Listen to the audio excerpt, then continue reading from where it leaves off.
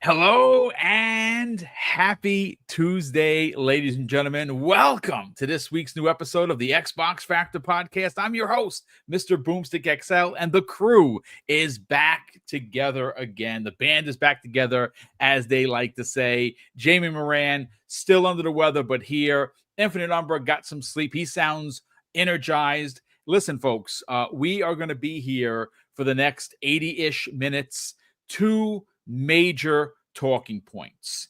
Of course, we already have 116 people here. We literally just started. Apologies for being a few minutes behind, but we were having a round robin discussion that was so good. We probably should have started the podcast when we started it because we all have major thoughts, theories, and opinions on what's going on with Xbox. Now, again, we're going to get into, and if you didn't know, for the 293rd time this year, Xbox is dead, ladies and gentlemen.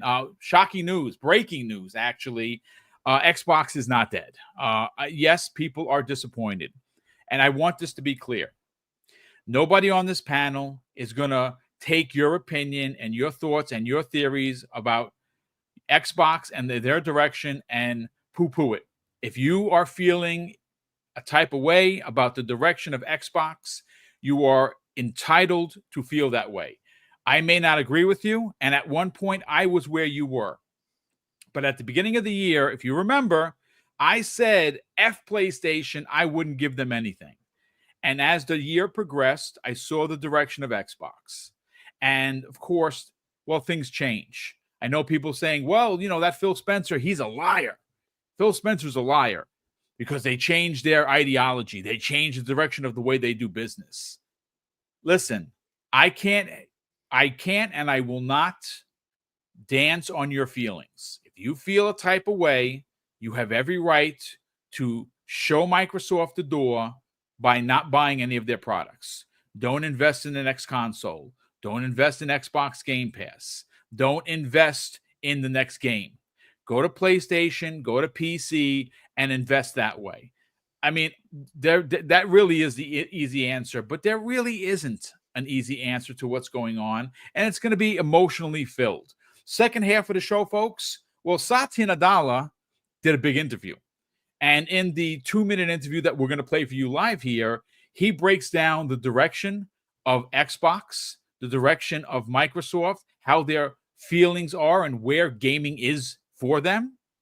And more importantly, he specifically points out that they're innovating in console, which basically says, I don't know, there's going to be another Xbox. Hell, there might be another 2 or 3 Xboxes in the next decade and a half because he said so.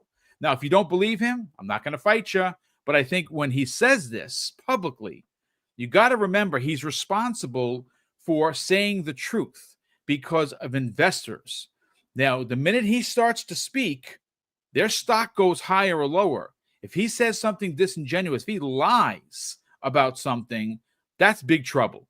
And I don't think that was the case during the interview, but we will get to all of that. A big thank you to everyone that's already here. Let's go back to Jamie Moran. First of all, brother, I'm so glad that you're somewhat turned the corner of your health. Good to have you here. Cannot wait to hear what you have to say about the quote-unquote Xbox is dying again. How you feeling, brother? Hey man, I'm getting through it. Bronchitis isn't exactly the best thing in the world, but we move on. The funny thing about this is that when I'm sick, I don't really like talking about stuff that requires me to think. So like I've literally been quiet on the whole thing for weeks now, or like a week or whatever, and we can finally talk about it. But the doom and gloomness, if that's a thing, I think it's a bit overblown. It's video games at the end of the day, and I think it is a topic that people do need to talk about. I think the community is getting really tired of this topic popping up every 5 seconds because, like, the main problem with Microsoft, and I've been trying to tell them this for the past year, is stop talking constantly, stop messaging, because they've always had mixed messaging. They've been dealing with that for like a decade, but like for Microsoft, for 5 seconds, like Sony has no roadmap, right? That I'm not kicking them while they're down. Sony's doing perfectly fine, but Sony has no roadmap. Nobody's freaking out. Death Stranding just came to Xbox, and everyone's fine. Whereas Microsoft, they have this wide variety of games coming out over the next year plus, and people are losing their minds because of the multi-platform rumors. But at the end of the day, like Microsoft's main problem now is that they talk too much, and I think we should talk about it. Yeah, and we will, and we're going to get your hot take. Remember, this is a conversational podcast with three gamers. That's why it's two topics, because I really want each panel member to drive their point home. Again, this is what it's all about. We're here to hang out. We're here to have a conversation, folks. As I get get rolling, I will of course welcome in each of you individually, like I enjoy doing. But Infinite Umbra, it's great to have you here. We were talking. You have a serious tone and thought. And of course, I asked one specific question that you want me to really drive the point home, which I will do to open the show. But how are you feeling, sir? I'm feeling much, much better. You can hear my silky smooth melanated voice kicking back in. The cold or whatever I had, I wonder if it was COVID. I don't know. I don't think it was, but I'm not sure. Whatever I had is largely gone. Just little small little pockets of little mucus you got to cough out. Nothing major, but I can hit a little tone again. I can sing again the way I want to. It's coming back. It's coming back. Nice. So yeah, I'm happy to be here with you guys today. Morning to the chat, or afternoon, or evening, whatever time it may be where you're at. But yeah, man, the reason why I wanted to take a more serious tone, I guess, and look at this is not only because discussions I've had with other podcasters and friends, but because of the tweet you posted where people voice, serious concerns and thoughts. And I want to respect that and address it respectfully. I don't want us to just hand wave people, you know what I mean? Not that exactly. You would do it. Great point. But some people are like, whatever, it's like, no, it's okay to hear them out. It's not going to hurt you to see their point of view. So I do want to approach it from that and, just give my thoughts on this from that perspective. Also, the perspective of me who was largely playing on PC now. So keep that caveat in mind. So I still got my Xbox. I still love it.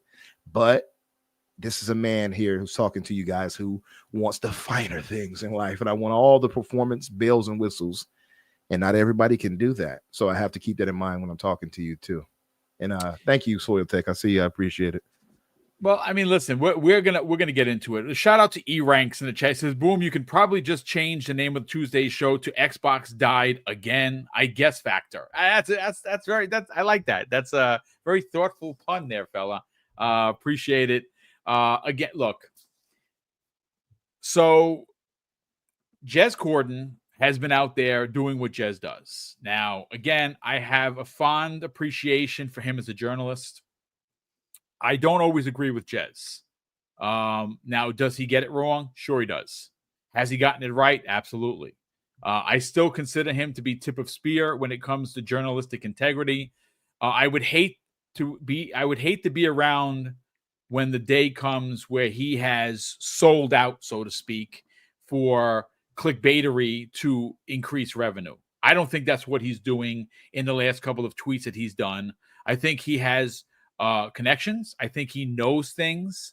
But look, at the end of the day, and this is the question I have speaking to the guys, I'm an old school cat, as everyone knows. And at the beginning of this year, I had a very stout opinion on whether games should go to PlayStation or not. Now, why did my ideology change? Is it because I'm bending the knee? No, that's not the case at all. I'm a consumer first. I'm an Xbox fan second. What matters more to me as a consumer is getting the most for my money. That is what it's about. And when you rely on a pension, which I have and I've earned, you do not have the luxury of doing overtime like I used to do to fund something like launches for games, where I'd buy the entire launch lineup of 21 plus games, the console, extra controllers, memory cards, you name it. I ran the gambit. Whatever's available, I bought it. I got sweeping console launches: Dreamcast, OG Xbox, Xbox 360, PlayStation 2, PlayStation 3. I ran the gambit with all of them because this is my hobby. I don't drink, I don't smoke, I don't do drugs. It's just not my bag. This is my bag. But and again, I want this to be clear. You, as a gamer / consumer, have every right to feel disenchanted with the brand. If you don't personally like what's going on with Xbox and the direction they have taken, the way that you can, quote unquote, get back at Xbox is leave the platform altogether. Go to another platform that will support and address your needs as a consumer / gamer. And then you buy your games there, you play your games there, and you're good. But that is your opinion. That is not my opinion. I'm certainly not asking you to believe in me. You believe in yourself. And again, this is where we get serious, because as much as I will always push back on the idea that Halo, Gears, and Forza show up on a PlayStation, I don't like it, and I'll never accept it. But that is business. Am I going to then uplift myself and go to PlayStation? I don't have to. I have a PlayStation. I have a Switch. I just don't have a PC. And you know what the truth of the matter is, folks? I don't want one. I can afford one right now. I can go and get myself a 4090 machine built right now, spend the $3,000, and I'm good. I don't want it. I don't need that kind of power. I'm a console guy. I have always been and will always be. And this is where you get into, well, Boom, I don't know if they're going to have a console. They've already told you they're having console. They're not going to give up 30 plus, I'd even say 35 plus million subscribers to Game Pass. And maybe the ratio of PC Game Pass versus console Game Pass is what? How do you split 35? Maybe it's 15 million on PC, 20 million on console. If they don't have a console, what happens to those 20 million players, those subscribers to their service that they're banking on being a success? So to suggest that there's no console coming, I mean, listen, I'm not insulting anybody, but just think about that for a second. You think they're going to abandon 20 plus million consumers who play on console, whether that be OG Xbox One or Xbox One, the Xbox One X or the One S, or of course the new consoles, and just force everyone onto PC? That's not going to happen, because most people are not going to do that. Console is going to be represented as long as there a market for it. We'll get into that more specifically on the second half of the show. But this is my question that I posed to the guys before we went live, and Infinite Umber said, "Boom, I'd like you to ask that question and be serious about it." So here's a serious question. Ever since the multi-platform strategy was announced, there's been 4 games that went over, right? That's it. Now, I understand there's rumors for Starfield, there's rumors for Hellblade, there's rumors for Forza, but those are just rumors, folks. The only other games that we know absolutely for sure is happening in 2025 for multi-platform is Doom, which we already know, Indiana Jones, which we already know, and the next Call of Duty. And now, of course, The Outer Worlds. So now it's 4. That's right. So it's 4. There's 4 multi-platter games going over to PlayStation as well as PC. Some of those games, in my opinion, may show up on the Switch too. I don't know which ones, but then that's when Xbox, Microsoft has run the gambit, because now Xbox Game Studios has games literally on every platform. Switch to PlayStation, Xbox, and PC. I don't understand how you could look at that as an L for Xbox, unless you are, rolling in the list wars, the console war shenanigans. But the question that I have to ask, and I'm being very serious here, and I really would like the chat to get involved here. What has Xbox done to take something away from you as a consumer and an Xbox fan and put it on PlayStation. Have they done that? Well, the answer is they have not. Now, have they lost your faith, your trust? That's a you thing. They haven't lost my faith or trust because I'm getting the most for my dollar in Xbox Game Pass. The hardware that I have is the hardware I play that I enjoy. I enjoyed the crap out of Indiana Jones on my Series X and everything that comes with it. They haven't taken anything away from me. What they have taken away from a lot of people who consistently are in the community doing list war shenanigans, that's what has happened. And at the end of the day, Umbra, and I'm going to go to you first on this because you have a stout opinion, and I want people to hear. Again, this is where we're being serious, folks. I'm not being facetious, and I'm not downplaying your thoughts, theories, or your feelings on this. If you feel disenchanted with the brand, I hear you. But the question that I pose for everybody in this chat, and there's 500 people here already, what has Xbox taken away from you as a gamer / consumer that they've given to PlayStation or anyone else? The answer is absolutely nothing. They have not taken anything off of your plate to give it to somebody else. They are just spreading it around to other people. And I don't like the mainstays going over there, the Trinity, if you will. The same way I feel that there's no way God of War, Uncharted, or pick your other favorite third PlayStation game should come over to Xbox. It doesn't need to. But Umbra, I'm going to hand off the mic to you, brother. And that's a good table setting right there. And really, it comes down to ultimately you're not getting anything taken away from you. Now, you can argue exclusivity, which I understand. And again, the only time you would hear me really complain, I've said it many times, is really what you just said, Boom. And that's the Trinity, essentially, right? Yeah. You could probably throw Fable in there too, because, I always thought of Fable that way. Although they didn't quite get to make it a tentpole, it should have been all along, in my view. I agree. But yeah, Halo, Forza, Gears, those need to be exclusive in my mind because I still believe exclusivity matters. That's where I see that. And some certain tent poles, and I had to have this discussion with somebody way back, and they were like, well, exclusive. Yeah, there's a difference, though, between a first-party title and a tent pole. Those are tent poles that I feel help make the brand what it is. Halo is, it's undeniable that that's what helped make Xbox what Xbox is. So you now have to come to the thought of, and we've had this kind of, I guess, crisis, if you will, with Xbox games going to PC. You know what I mean? So like we're now we're in this mode now again where there's another transition that's going to seemingly happen.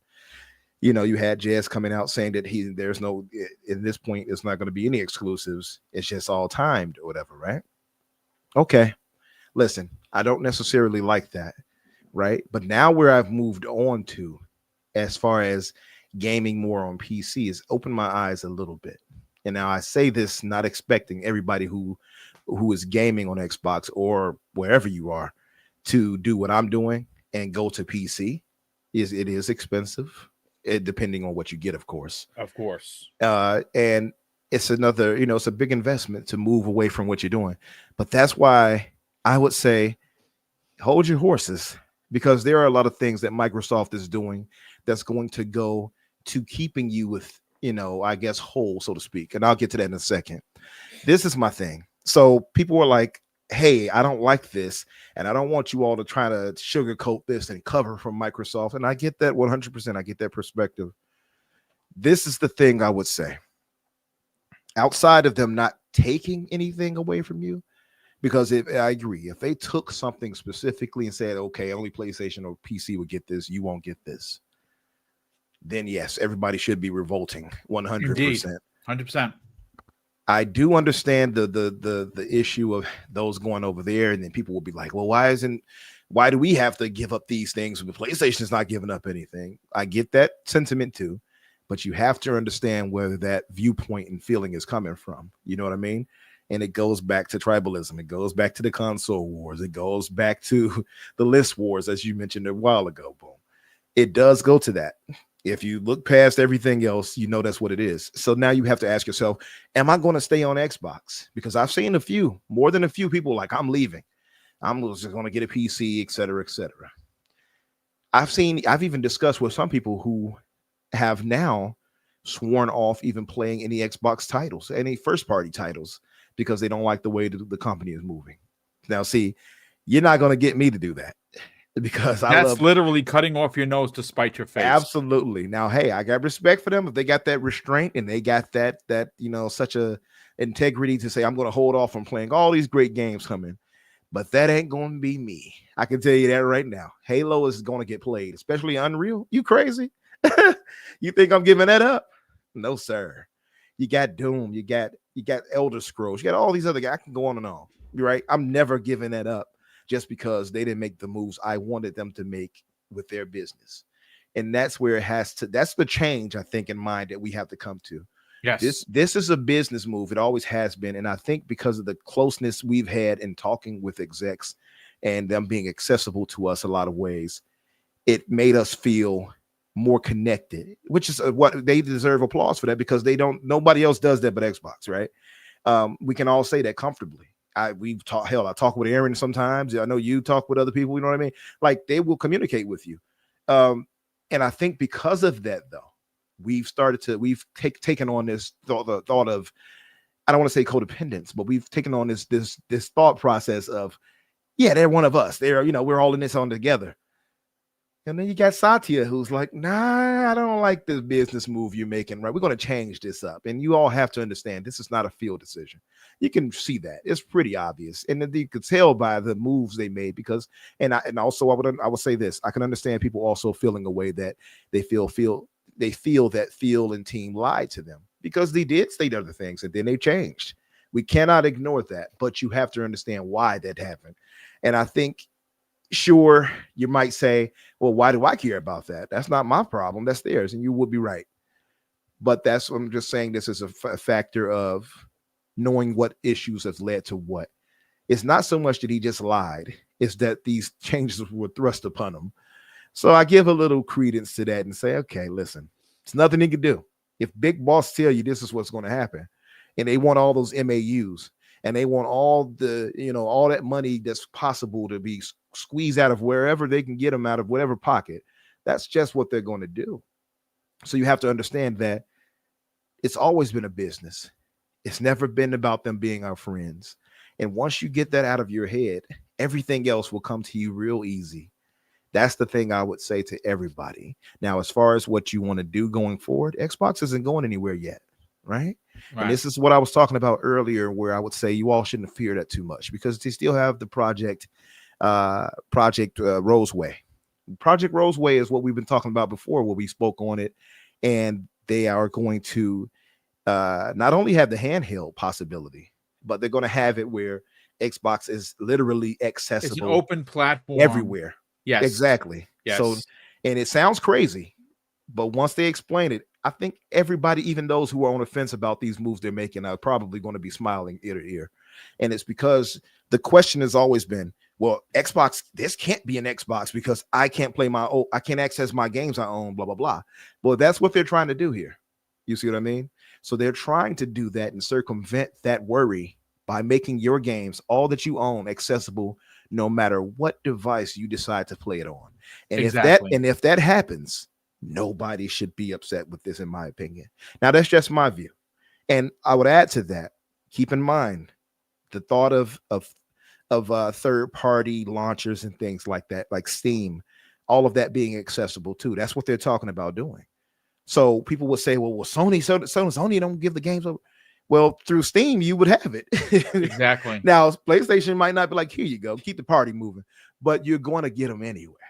Because somebody had argued it too. Yeah, but Sony's not giving it. I don't care what Sony does. If old Lord and Savior Valve, what's his name? Gabe Newell. If old Gabe is giving me the access to these games through the proxy, I don't care. Right. I'm still getting access to those games. You know what I mean? So it's a lot of positive things that's coming too. And I can understand, though, if people are feeling the negative right now. It's one of those things. And it's just, I would say this. what do you value more? Right. And that's, I think, what people have to come to. Do you value being the games more? Because I'm not, like I said, I'm not giving up these games. I'm not giving up the service of Game Pass. Is still the best in the business. There's no argument to be made against that. I would understand, though, if others feel differently. I'm not going to try to convince you. Right. I'm just simply saying, look at it, try to look at it outside of what has been and where we're going. And if that is to you not good enough, and you feel principally that they lied and they changed too much, and this is not what you signed up for, then hey, you got to make that decision for yourself. I would just simply say Xbox is not going anywhere just yet. We have at least another console or two cycle to go. And that we know that because Satya said that himself. Now plans change. Yeah. But we know that there's a next gen coming. That's at least 6-7 more years right there, probably 8 right there alone. And I would venture to say at least 2 more. I would, if not just this one, there's another after that. That's just from my own thought. But we know there's a next gen coming. So it's not like Xbox is just about to go to the wayside. It's just about how are they going to go about getting there and what matters most. And maybe you might say, hey, I can just get me a PlayStation and play my games over there, the Xbox included. Hey, do your thing. You can do that, yes, but you also have to remember that you're paying $76.43 per game. Absolutely.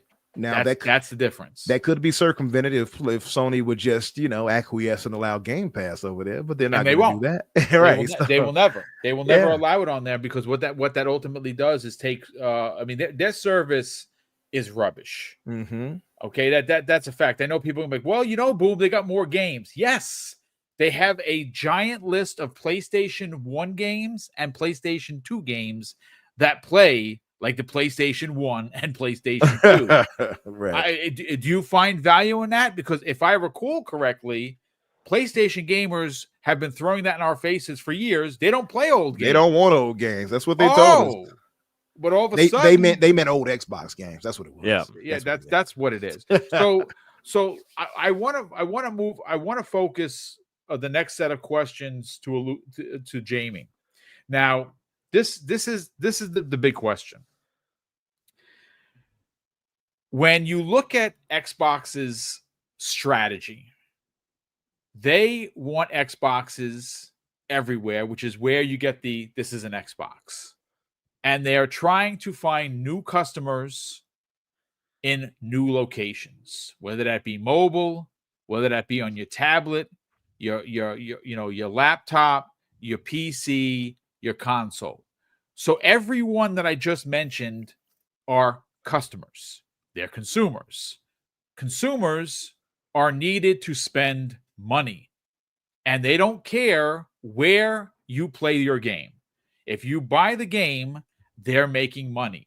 If you play the game that you just bought on your tablet, on your PC, on your phone, on your computer, or on your Xbox, it doesn't matter. If you buy the game on PlayStation, Doom Dark Ages, you bought the game for $76.43. Sony gets their 30%. Microsoft gets 70%.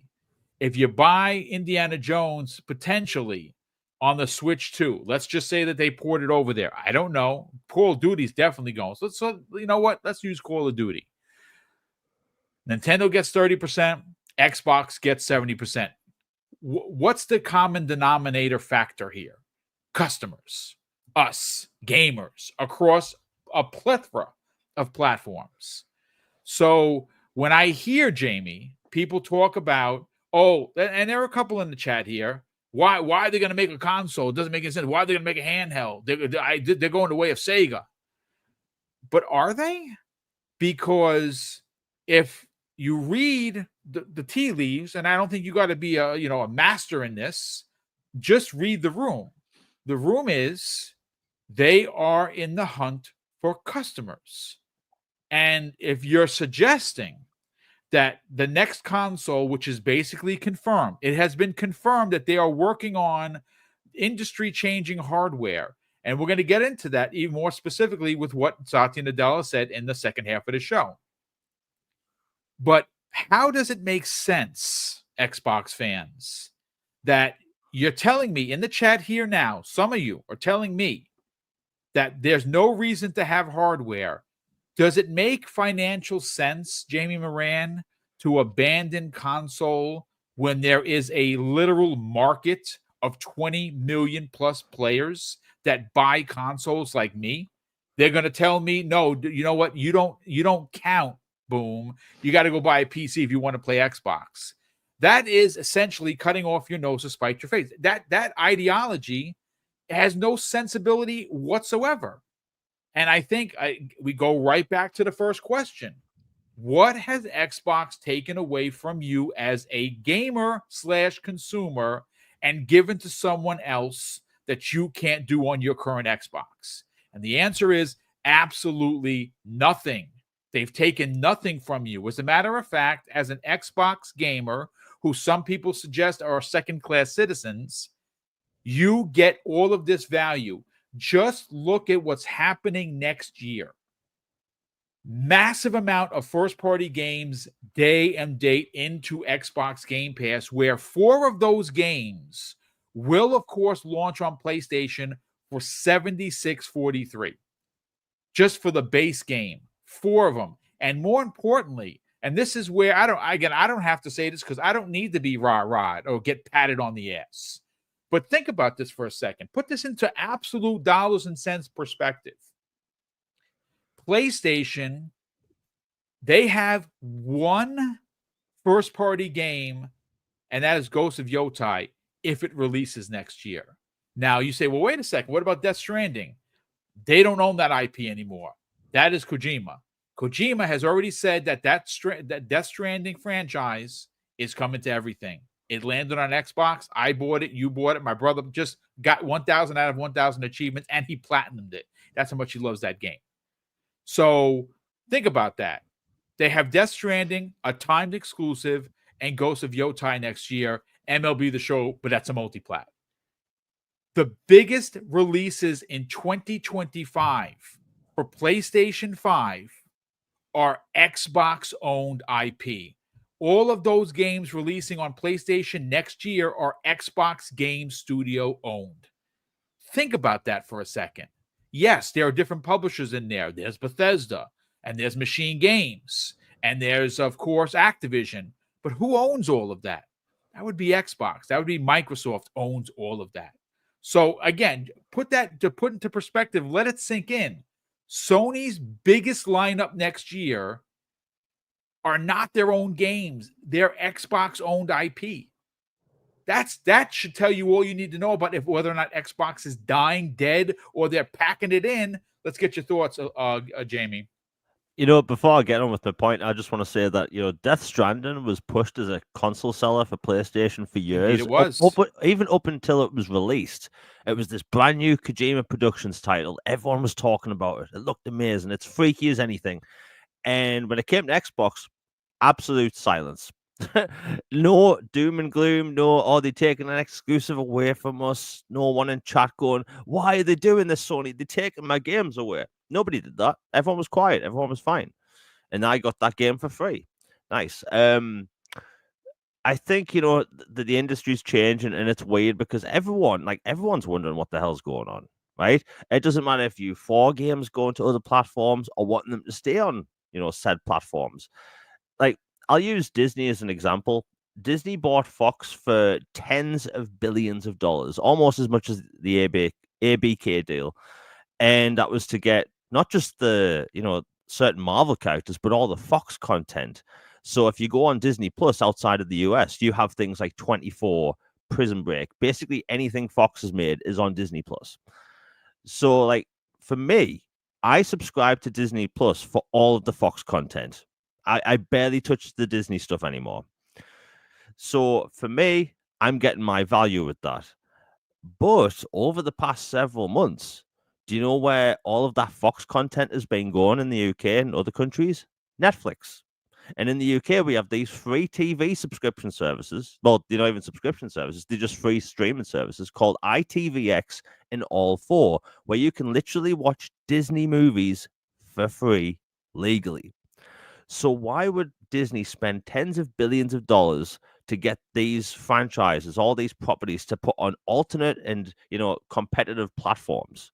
It's weird, right? Nobody's talking about that. And I've just been noticing a lot lately. Like Netflix is filled with Fox content over the past month or so.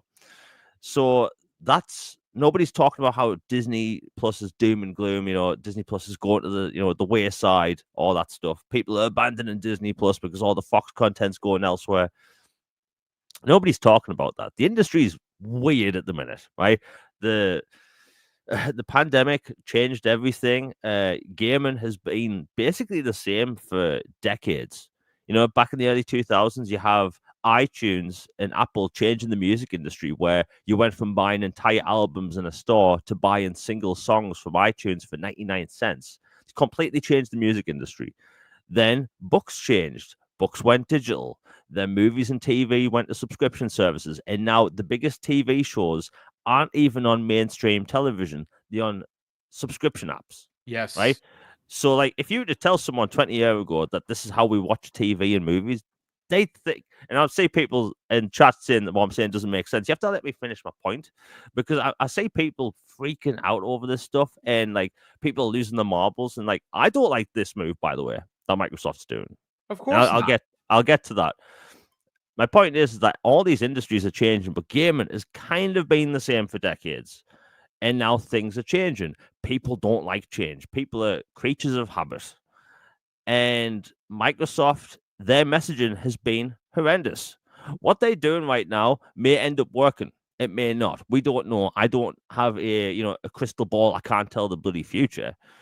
But I can say that Microsoft, I'm a console gamer. I prefer console. I prefer Microsoft's games and their variety. And look, I'm excited about the future of Xbox Game Studios titles. Next year looks fantastic and beyond.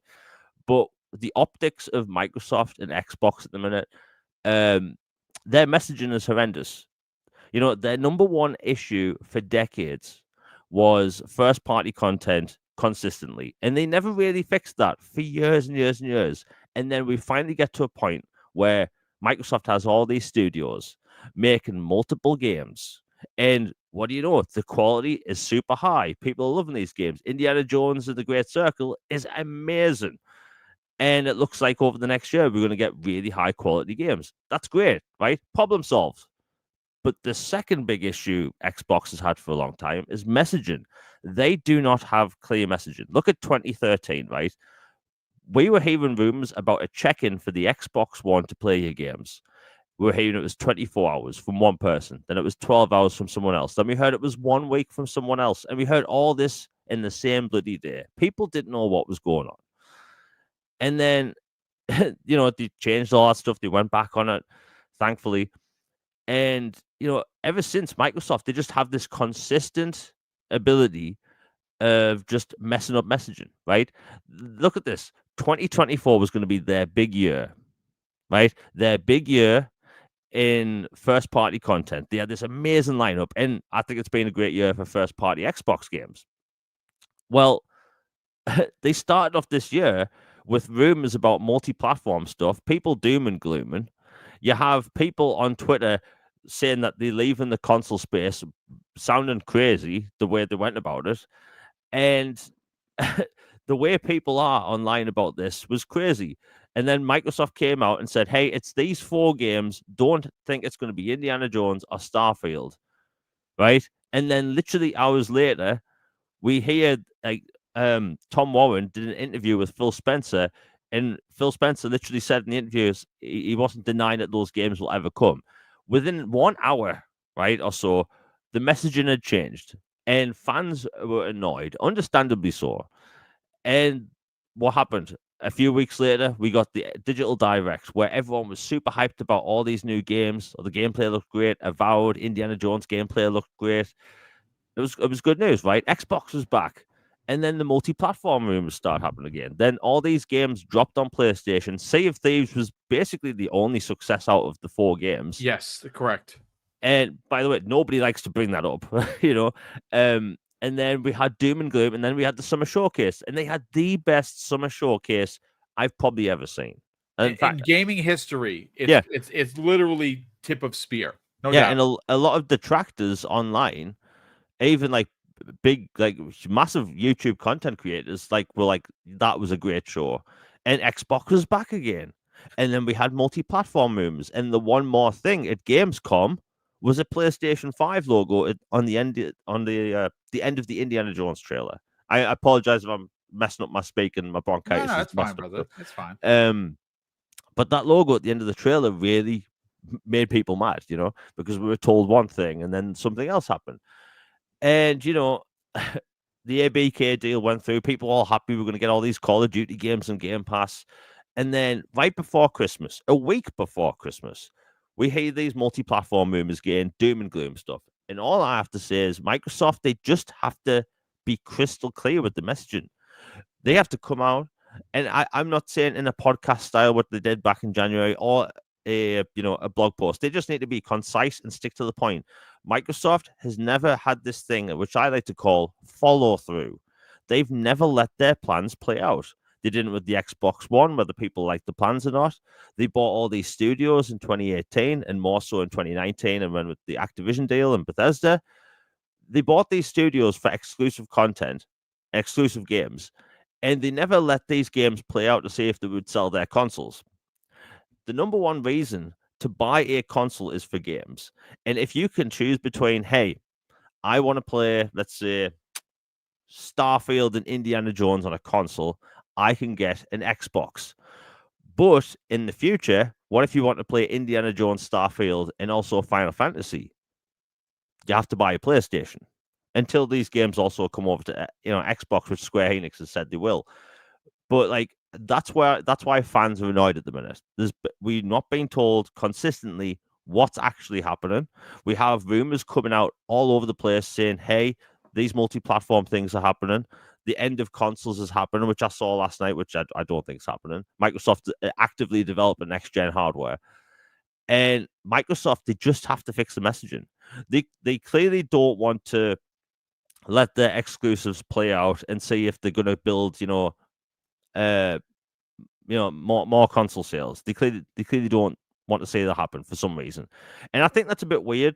You've got to think someone at Microsoft does realize that, because whenever Xbox is brought up, people bring up Game Pass.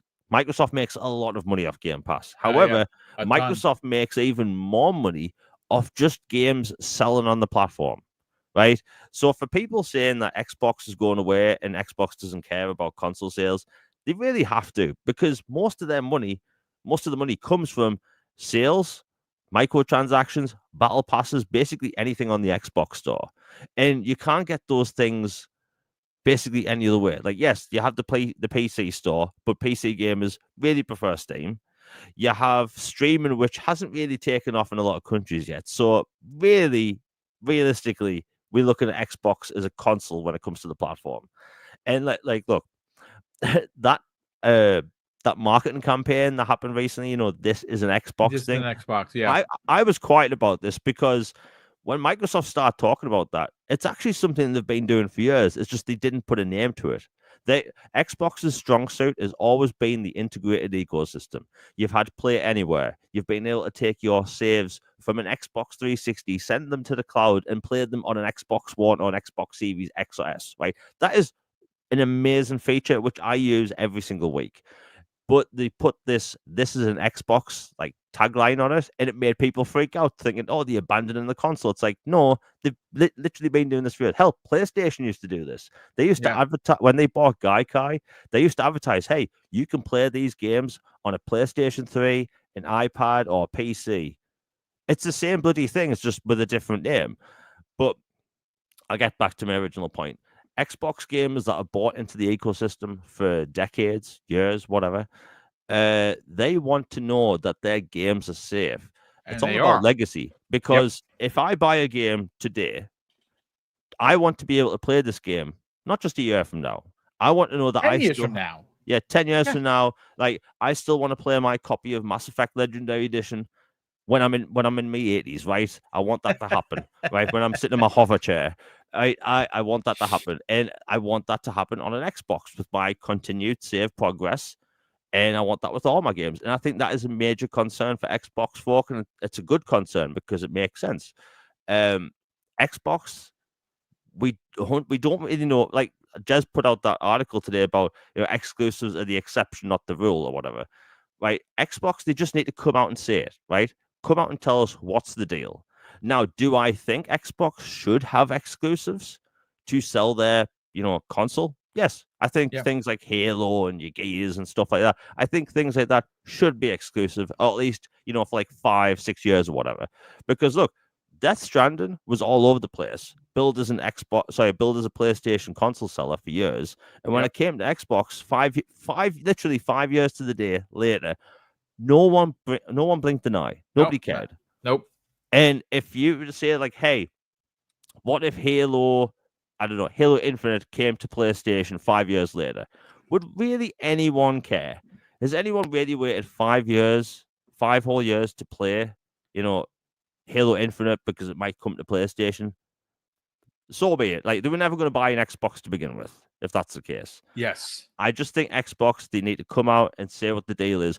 And a major problem, and I talk about this on my podcast all the time, and it's something that really annoys me, is that Phil Spencer and people at Xbox do interviews and talk constantly.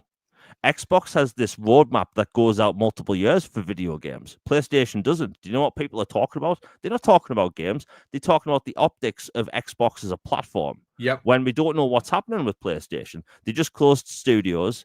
Concord is literally the biggest failure of all time, bigger than E.T., which tanked the gaming industry in the West, right? That's absurd, right? Yep. It's absurd. And I think, Xbox, they just need to come out and say what the deal is, right? Because they have these amazing lineup of games coming out. People want to know that their money invested in the Xbox ecosystem is safe. And that's all they have to do. Can they do that? Absolutely. Will they? I hope. But I just think Microsoft, they need to stop doing interviews all the time.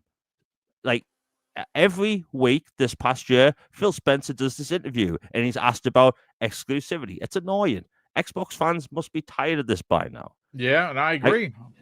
And, I've been talking for what feels like an hour straight. I'll just say this. Xbox, they just need to get the shipping order. Be honest with their hardcore fan base, because we're the ones that make them money. Yes, the millions of people that buy an Xbox or PlayStation for FIFA or GTA, like, that is a lot of money for those consoles. But there's people like us that invest tens of thousands, if not more, into the ecosystem over decades. I think, bringing games to alternate platforms, it's not the end of the world, but they actually need to tell people what's going on rather than have the head of Microsoft that doesn't play video games loosely talk about it in an investor's call. Yeah. I mean, listen, you're not wrong for having the feelings that you do. As a diehard Xbox fan, you want to be you. But what I'm going to say is, I understand what their roadmap is. Their roadmap is going to be exclusives are not going to be the only thing that's on Xbox. They're going to put some of those exclusives on PlayStation and Nintendo Switch the same way they did and the same way they do PC. Now, is it day and date like PC? Will it ever be day and date? I don't think so. Will it ever be the entire slate? I don't think so, because what you have to remember, folks, it is not as easy as copy and paste. You don't just right-click over Halo and just copy paste it, drop it onto a PlayStation console, and you're golden. This takes development dollars, and development dollars are in the millions. And if they feel, I mean, a perfect example is what Jamie said. Of the 4 games that went over, the only successful story there is Sea of Thieves. Now, do you consider Sea of Thieves an actual success? It sold 1 million copies. I don't know so much about that. Yes, it's 1 million new players on PlayStation, but I don't think of that as some sort of raging success. Now, Xbox says, "Oh no, they're happy with the numbers." Well, that's good for them. I have stock, but I don't have stock that's going to make me, get my second summer home. So when you say you sold 1 million of something, I guess when you consider how many PlayStation 5s are out there, so I don't necessarily know. I mean, is it good for Sea of Thieves to get 1 million new players from PlayStation? Oh, sure. But they also have over, 30 million plus players on Sea of Thieves. Did the 1 million really make a difference? I don't know. Look, I'll say this. When it comes to exclusivity, I think that there are certain games that are brand identity. Brand identity is powerful. When you think of Xbox, you think of Gears, Forza, and Halo, right? Halo for me, right out of the gate. Gears second, Forza third. That's powerful. When you think of PlayStation, you don't think of Halo, Gears, or Forza. You think of Kratos, God of War. You think of Horizon. I think of Horizon anyway. Maybe you don't. That's fine. You think of Uncharted. You think of Wipeout. You think of Twisted Metal, Ratchet and Clank. You name it. But again, add your third IP in there that you're a fan of. That's exclusive to that box. Could it be Ghost of Tsushima? It would be for me. I love Jin. I love the lore, and I cannot wait for Ghost of Yotai. I'm very excited for that game. But again, brand identity is super important. So I disagree with any of those major IPs crossing platform lines. That's where I would draw the line personally. But at the end of the day, Xbox isn't going anywhere. And I do want to address somebody in the chat, Sniper 2K6, who's been on a pretty much of a rant the whole entire show, which is great. We're happy to have you here. He asks a question here, and it really makes a statement. And I think that this is preposterous. He goes on to say, again, people are rather going to pay $70 per game and won't mind. We all know gaming is expensive. There's no excuse on that. First of all, if you got it like that, fella, good for you. That you're willing to leave a service that gives you the value that Xbox Game Pass does, and you're like, you know what, I'm balling, so $70 don't mean nothing for me. That is a you problem. That is not a Boom problem. Boom likes keeping his money in the bank. And if I can get as much value as I'm getting and what I'm getting next year for my mere $20, which I didn't pay $20. I paid under $9 a month because, well, I'm a good shopper. And I know where to find the deals on Xbox Game Pass. And and hypothetically, if that would ever to dry up, I would gladly pay $20 a month. It's not a problem because I'm getting so much value. Again, if you are balling like that, Sniper, that is awesome, bro. I'm not a hater. I'm a congratulator. But that's not everybody. I don't. Yeah, please. Sorry. Please. Yeah, no, jump in. Absolutely. Go ahead. I was just gonna say, yeah, and that goes to the point. Like, and I do have a question I want to ask you guys that was asked by our brother Pixelbit G. Oh, I love Pixelbit. Yeah, good brother. And now, I just want to say, like, even to Sniper. I mean, listen, if that is what it is for you, then it is what it is for you, and that's why I say the beauty of Xbox or PlayStation in this case, or I guess specifically Xbox here, is play it how you want, right? They don't care if you're buying it outright or if you're using Game Pass. So it doesn't hurt Microsoft one way or another, and that's why they're doing the strategy they're doing. I agree with Jamie 100% on the fact of I would just rather than rip the Band-Aid off and say what it is at this point. Indeed. Be clear with the messaging. No more dilly-dallying, as they will say. No more of that. Like, oh, well, red line. Just say, hey, we're putting all the games over there. I'd rather you tell me that than to keep, well, some maybe. I don't want that anymore. Just say what it is. We're all big boys. Yep. I think we can all take it. And then people can then make their decision on what they want to do from there on. I would just say, going by your first initial question of what are they taking away from you, they're not taking anything away from you except for bragging rights. That's really what it comes down to. List wars. In list wars. So now if that matters to you, and I get getting out of that is tough because I had to get out of that mindset, I really did. And going to play more platforms, and even though I owned other ones, going to one that's more supreme than the others, where I can play pretty much everything, kind of changed the way I look at things.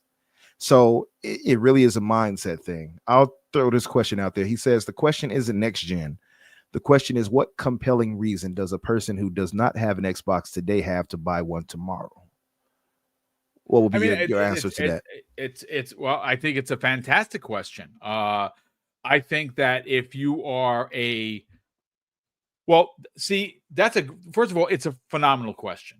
And it really comes down to price, what you are able to afford, right? That's where it comes down to, because if you are in the realm of tech knowledgeable, then you're on PC already. And you're probably playing Xbox Game Pass on PC, which is cheaper, and you don't pay for online. right? So as a consumer, you're winning even more.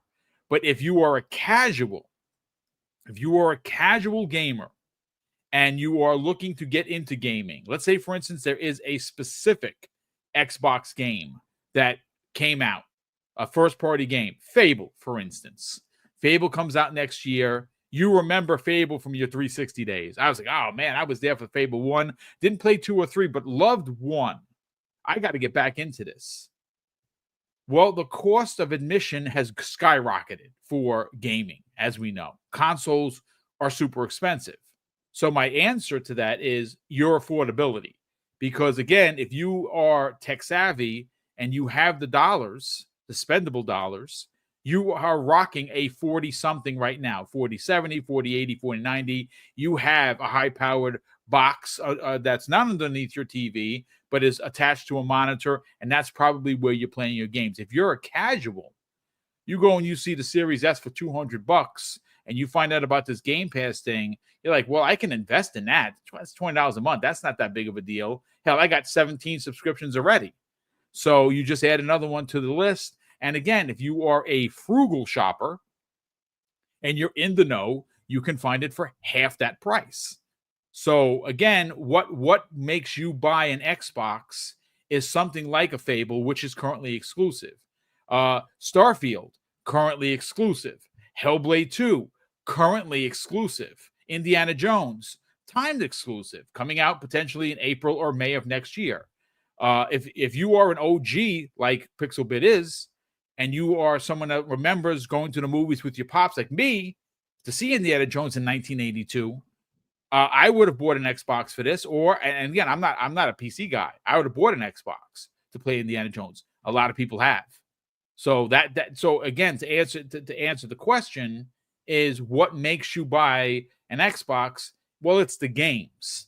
Now, again, I don't see a world where games release day and dates, except for like Bethesda and Activision stuff on PlayStation, because obviously that's the business. Xbox game studio stuff, there's definitely going to be a gap there. How long that gap is, look at Indiana Jones. Is 6 months enough for you? It comes out December 9th and then launches in May on PlayStation. Is that enough for you as a gamer? Did you play the game? Did you beat the game? Are you willing to wait for the game? I guess that's my answer. Now, let me throw one little loop hole in there for this, just for the what happenstance that it happens. And Jamie, if you want to chime in on this too, I would appreciate it. Either one, it's whatever. Now, let's say the question was, what reason would they have to invest in an Xbox to buy one tomorrow? Let's say they do this and they devalued the platform enough where now they just say, we're going to go full third party. Now you can't buy an Xbox. Would you still feel like, well, I can then still play my games, play those games, those Xbox games published just on a PlayStation or on a PC? Would you feel that way? I would feel, well, see, again, you're saying that they're going to abandon 30 million players. That's just because I'm only asking it because somebody threw that out there and said, the death of the hardware. So I figured I would. That's a massive hypothetical. Again, what's being suggested here is that they put games on PlayStation. Somehow that devalues people's thoughts and theories of why to buy an Xbox. So what happens to the 30 million players that are on Xbox now? When there's another piece of hardware, are we gonna be like, no, F you, Xbox? I'm not buying anything from Microsoft. Like the same people you spoke to, like, I'm not playing any of their first party games. I'm cutting off my nose to spite my face. I mean, listen, if that's how you roll, I'm not going to fight you on it, but I'm not missing out on those games. I'm not missing out on Fable. I know I'm not missing out on Perfect Dark or Gears E-Day or the next Halo or Forza 6. I could just keep going. I'm not going to do that. So again, to suggest that somehow 30 million people that are on console, and maybe it's, we know that they have at least 30 million people that bought an Xbox. I don't know if everybody's on Xbox Game Pass, but we know that they bought a Series X or an S. 30 million people. they're just going to all be disenchanted enough to be like, you know what, I'm going to PlayStation and I'm going to pay $70. I don't know about that. I mean, do some of them convert over to PC? If you have the money and the know-how, then yes, I can see that. That's not me. I'm a console guy. And again, if we're looking at this, again, we're taking a broad stroke here. Take the brush in hand, broad stroke across the thing. We cannot just group that console players are not important. Console players are customers. Console players are people that spend money. Whether you're in Game Pass or not, you're buying something. So to suggest that they're going to get rid of and not care about 30 million people and ways to make money to kind of just move to PlayStation, I don't agree with that at all. That's a really great counterpoint, because you have to take into that, if that hypothetical is the truth, then you just have to assume that they're going to abandon everybody. And I don't think that's a smart business decision. I don't think they would do that. What's your thoughts on it, Jamie? What would you say? That's a tough one, because I've always preferred console, but like I do see like there's many benefits of having a PC, and I think if Xbox just all of a sudden said, "Hey, no more consoles, have at it, make your own choices, whatever." Honestly, I don't know, man. I think, like, me personally, I that's tough, because I like the I don't know if it's a term, but we'll make it up. The Xboxiness that a PC can have. But I like the simplicity of consoles, and I think that when you have millions of console players that just prefer console because of the way you turn it on and that's it, I think it's weird. I think a lot of people would be split. I do see more people now than ever more willing to jump into PC gaming because it's easier now more than ever. PC adoption is basically like growing every single year. I honestly don't know. It's hard to say, but I do say PC would look appealing, even to console-only people right now. I mean, it's an option. It's a choice. That's as a consumer, this is what you're levied, right? You have the choice to game and play these games, buy these games wherever you want. Now, Xbox is ahead of the curve. Is it wrong? Well, it depends on your mindset. I'm not going to say, if you have a different opinion than me, that's fine. We can have a discourse about it. I do not agree with the sentiment that 30 million people that are customers, current customers now, are somehow going to be looked at and be like, nah, we don't need their money. We'll get it from PlayStation. Right. Plus, will you though? Plus, of course, the subscribers to Game Pass. Yeah, it's that again, part of that is kind of great question. Goes hand in hand with the with the console. You know what I mean? It's like you can't just get rid of one without the other. One is going to cause an issue with the other too. If you don't have the console, what use would I have Game Pass on console for? Yeah, exactly. But again, this is just another counterpoint. So console sales for Xbox specifically have been stagnant, right? They've shrunken a little bit every year, and that shrink is probably exactly to what Pixelbit is suggesting. Some people went to PC. A lot of people went to PC because, like you, Umbra, you understand what PC brings, what you are now levied. You have better graphics. You have all your bells and whistles and ray tracing. You're rocking a 40 whatever, right? A guy like Hargeet is rocking a 4090. He has probably the best spec PC that I know. And he still plays on Xbox, but if he wants, he'll play it on PC, where he's getting everything. He's getting every bell and whistle there is. I don't care for that. And there are a lot of people, even though I'm an older guy in on the panel, there are still people that just want to play a game. Simply turn on their Series S and their Series X, get that game from Xbox Game Pass, continually pay into the service because they feel that it's valuable. And I know some people in the chat, well, they're not making money, but says who? They're making plenty of money. We saw it already. They're making a ridiculous amount of money, but it's not even just on Game Pass. How many games are on the store right now that are not in Game Pass that people are buying in droves? Yeah, I think people confuse the hardware sales, with the actual them actually profiting. They're doing well if you look at the month to month, not month to month, but they did their year over year from whatever month. They're making. You can see they're making a lot of money. Yeah, I mean, a lot of that obviously you have to credit to ABK, but still they're getting money. They're not hurting right now when it comes to that. Yeah, they're just not. But listen, I do want to bring up the Satya Nadella interview. I want to play that. But before we get there, these super chats have been popping in left, right, and center. I got to catch up with them. A big thank you to all of the super chats that come in here, because obviously these do power the show. And at the end of the show this week, folks, we have a monster show Friday where we're giving away $2,000 in 2 hours. That's right. You heard correctly. The 7th annual Christmas with Mr. and Mrs. Boomstick. And we have upped the ante. Last year, we gave away $1,500. This year, we're giving away $2,000. And no, we don't get any sponsored help from anyone. The help comes the way of these super chats and the channel memberships. We tuck them away. And at the end of the year, we power forward and give back to the community in a big way. 14 prizes up for grabs, 10 $100 gift cards to your platform of choice, and 4 grand prize cash grand prize winners of $250 will be picked in 2 hours this Friday morning, 10 a.m. Eastern Standard Time. And again, it's just Mrs. Boom and I, our way of giving back to the community who's been so gracious with us, so generous with us over the course of the 7 years that we've been a channel. And again, we just love giving, just like, well, Mr. and Mrs. Claus. Roshan Impenger, who's been a channel member for 9 months, says, to me, the problem isn't the consumer that gets mad and leaves. The problem is the treatment of those that leave by the community that stays.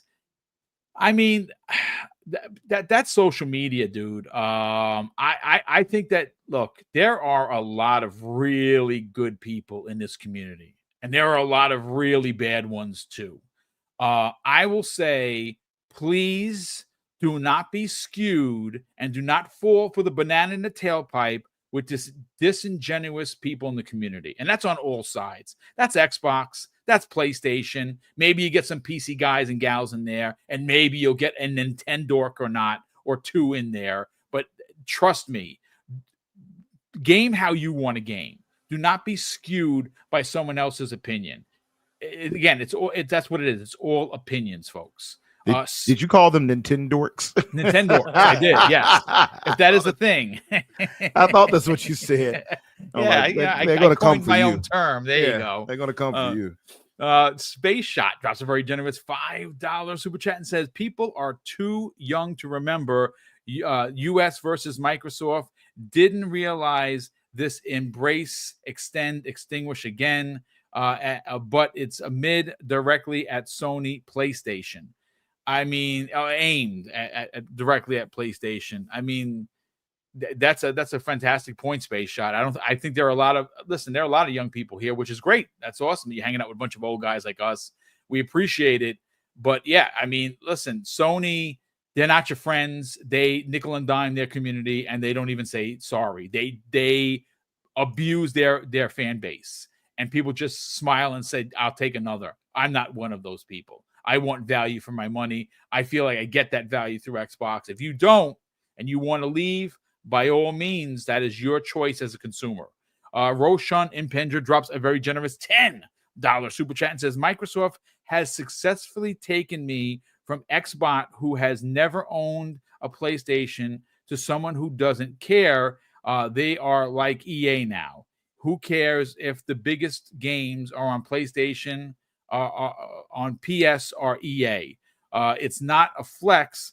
I might play them, might not. Again, I have some feelings about certain games going over to PlayStation, but those are my personal feelings that will never change. I don't know if Halo, Gears, Forza shows up there. I don't think that they should, but I'm also not steering the ship.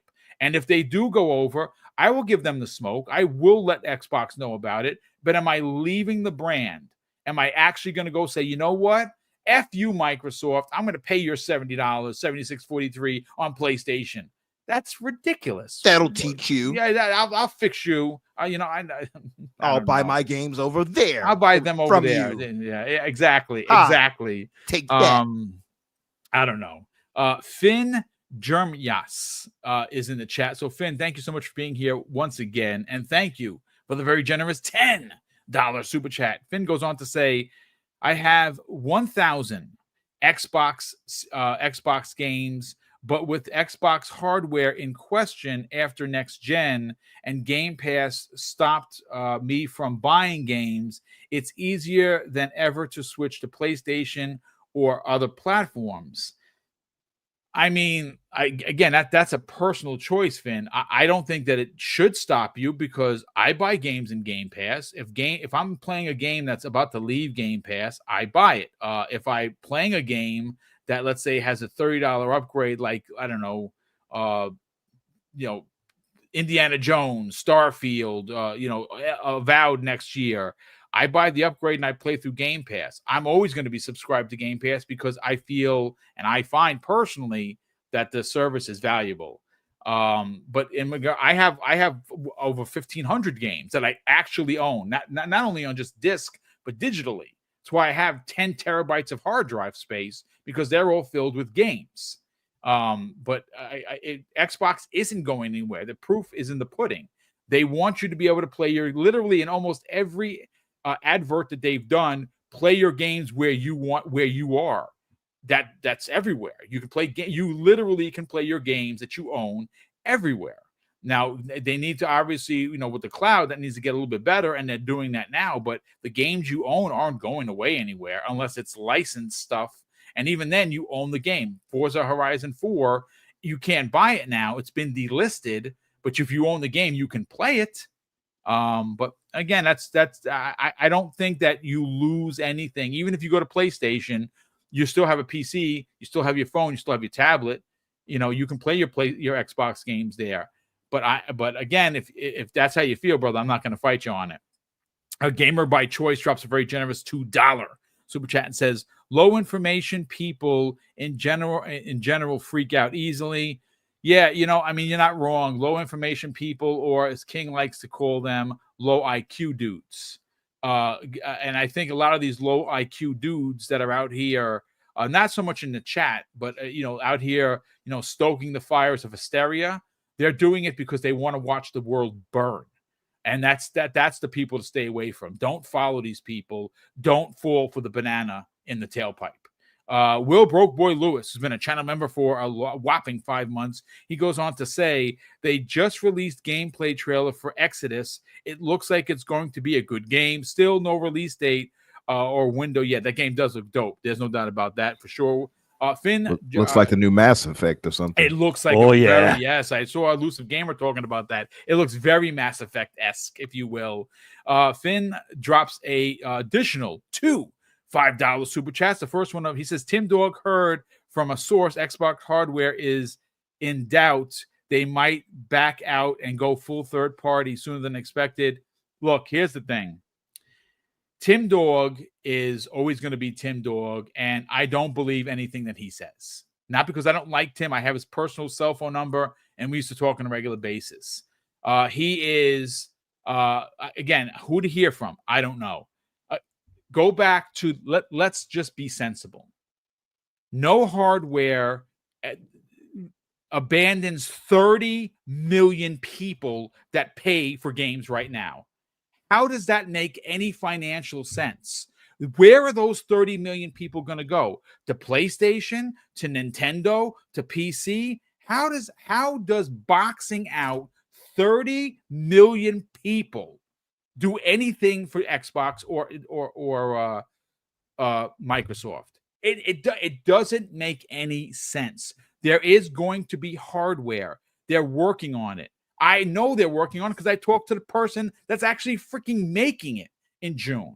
I can't tell you what we said and what we talked about, but I know what they're doing because I talked to somebody. And it's not a dude, bro. It's an actual executive. And I'll leave it at that. There is going to be a next Xbox. Is there going to be a piece of hardware 10 years from now, 20 years from now? Hell, with this new administration, I don't know if there's going to be in America. in 10 years from now? I don't know if we're gonna implode or something, right? Like, come on, folks. You ain't lying. Come on. I mean, Oh, let's deal in the now. Oh, There is an man. Xbox. There's an Xbox coming out in 2026. It's going to be an open-ended box. Literally, Satya Nadella said they're innovating in console. RFK gonna have us eating and drinking raw milk and everything. We'll be talking like him in a minute. Yeah, hey folks, thank you for joining the Xbox Factory. Yeah, Gotta make I sure don't to know. come in, tune in the next time. Let me stop making fun of that. Man. See, so Finn drops an That's not additional nice. $5 super chat and says, with PlayStation 5 Pro on PC, Xbox is the worst place to play Xbox games. I mean, I play on my console, and I'm always going to play on console. That's just me. Highlander 001 is driving over in a tank as he normally does. Drops a very generous $5 super chat and says, I love Xbox Game Pass. It saves me money. Do you know how much gas it costs to drive a Sherman tank? And don't get me started on the ammo for it. I love you, Highlander. Thank you so much for being here. Elemento PO, generous friend of the program, drops an outstanding $5 super chat and says, for me, as long as the brand is getting majority dev support, then I'll be there. I remember when EA coming to Xbox was huge. Yeah, that was a big thing. Yeah, and listen, they're going to continue to get support. Again, if you are panicking over a multi-plat strategy that has only levied 4 games this year and 4 games next year, which those are multi-plat games, all you have to ask is, where's Sony's roadmap? Do they have one? They do not. They are in a tailspin. They have no idea what they're doing. Leadership changes left, right, and center, and everyone keeps reverting right back to 65 million consoles. Yeah, that's awesome. Where are the games? Because Astrobot, I played, I beat. I'm 1 trophy away from platinum. What about you, What about you, PlayStation players? Did you buy it? No, you didn't. You're talking up the game, but you didn't buy the game, and you hide your trophies like cowards. And that's why I can't see if you played it, because you're a coward. Don't worry about Xbox. Xbox's roadmap goes into 26 and 27. When Sony has that lined up, then we can talk. We know 1 game is coming out, maybe 2. Wolverine. Maybe there's maybe the rumored Venom. Intergalactic looks dope. I can't wait to get into that. Again, you're talking about pineapples to limes here. Pineapples being the biggest ones being Xbox, and the limes being the small ones. Pause is PlayStation games. Just saying. You guys, small ones count too. They say. Yeah, they do. They do the count. It's not about the size; it's what you do with it, I suppose. Pause. BT Maverick 707 drops a very generous $10 super chat and says, it does hurt Xbox only consumers when these Xbox games will help fund Sony's third party money and key titles, giving Xbox consumers less games to play, like Black Myth Wukong and so on. Yeah, you know what? The days of those deals are coming to an end. I mean, just look at what's going on with Capcom and Square and the rest of them. It's just their companies the development has gotten so incredibly expensive. They cannot take these bag deals. You're going to see those shrink. Where Sony is going to snag these deals are going to be by these single-owned developers out of China and out of South Korea, because not because they're not good developers. A lot of the games I enjoy, but you're going to see that the big publishers are no longer going to take the Sony bag, because Square Enix nearly imploded because of it. And they are the poster child for don't take Sony's money, because you won't be able to sell your game anywhere for years, and they're hurting because of it. Finn drops an additional $2 super chat and says, the first one says, do y'all think the Xbox will sell 20 million next gen? I believe it will, especially if it's open ended. If it's PC related, that's you're in, because the PC players who again, if you have rigs, you don't need an Xbox, you don't need a PlayStation, you need a Nintendo, sure, but if you already have, if you're rocking a 4090 right now, and the 5090s are coming out next year, you're buying a 5090. You're not buying an Xbox in 2026. But for people like me who want the console experience, but all the advantages of Steam and good old games and Epic Library, that's going to be the driving force for your. That's the innovation that Satya is talking about. They're innovating in console. Consoles are going to be different, but the same, but different. I think that's what it is too. Yeah. It's like some of these things haven't hit yet. So people are kind of like, I can't see it's cloudy for them right now. They can't quite see the vision. Yeah. And But yes, once they announce that, it's going to clear some things up. It's going to clear a lot, and that's what you've heard a lot of the journos and the insiders say. The Xbox, this is an Xbox is going to mean it's going to make sense soon. How soon? I don't know. We'll certainly find out. Finn says after another additional $2 super chat, can y'all see more games skipping Xbox next gen? The answer is no. People can't afford to do it. These companies need people to buy games, and the bags from Sony are getting smaller. And if those bags get smaller, they need to put their games on other places outside of PC and PlayStation. They're not skipping Xbox. Xbox is a prominent member of the gaming community, even in third place. You'd have to ask, like, why would they even do so going forward now, right? You look at Square, clearly they've learned their lesson. Those games are going to be appearing on Xbox simultaneously, at least. And then you got other smaller titles like Stellar Blade, which I loved. But imagine how much better it could have done if it was elsewhere instead of just PlayStation, because they were like, oh, it did so good, but it only sold like 2 million or something. Like it could have done way better than that, being on PC and Xbox at the same time. No doubt. So let me get these couple, and we're going to get into the Satya thing. And again, we're running a little bit longer than I would have liked, but this was one of those conversations that were it was a big conversation. I got to figure out how I'm going to cut this down, because again, there's lots of fantastic points from everybody here and in the chat. Mac 2254 says has been a channel member for 3 months. So Mac, thank you so much for the generosity. He says, guys still think guys, they still make the Surface, and Apple #iPad is eating their lunch. And again, there you go. Surface still making Surface stuff. There it is. That's a great point. Mash, hey Mash, welcome back, brother. Thank you so much for becoming a channel member. Once again, we truly appreciate the generosity. Will Broke Boy Lewis says this after dropping a $2 super chat. I heard other people call them Nintendo drones. That's better. That's a classic one. Yeah, that's a classic one. I said Nintendorks, but I like the Nintendo drones. That's good. I'm a Nintendo drone. I have over 100 Switch games physically right here, literally sitting right here. I love it. I'm a big old nerd. What can I say? Jay Rambert. Jay, welcome back, brother. He drops a very generous $10 super chat and says, Xbox fam, Tim Dog is no longer a part of the Xbox community, and you're welcome to sell your Xbox to someone who will enjoy Game Pass like me. I'm a bot for life. Yeah, I mean, look, I'm not going to talk about Tim Dog because I don't like naming the names, but you mentioned it. So look, here's the thing. Tim is entitled to his opinion. He's a customer. If he feels slighted by Xbox, I'm not fighting him on it. Do I agree with his antics? Absolutely not.